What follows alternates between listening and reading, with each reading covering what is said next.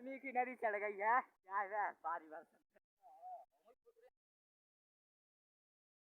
अरे तो मोबाइल में देख लीजिए यार कत्ते परेशान का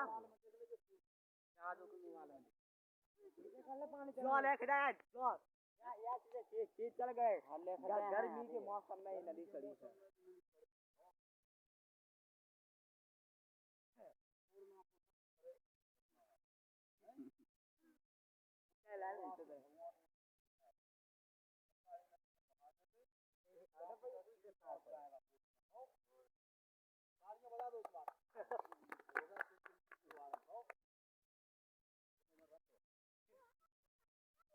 देखा गर्मियों में भी नदी चल चुकी है भाइयों ये बात सुन लो गौर से। अरे दिखा यार नदी में बहुत बड़ा कैमरा कर ली तो और बड़ा कितना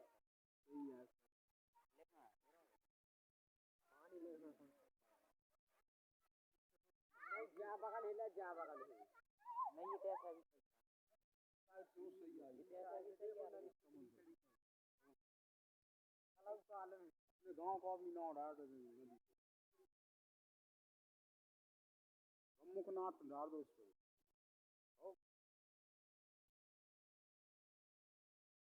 केदारनाथ की बाढ़ हो चुकी गर्मी में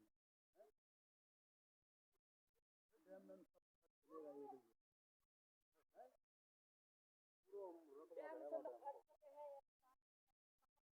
पूरे पुल टूट चुके हैं यहाँ के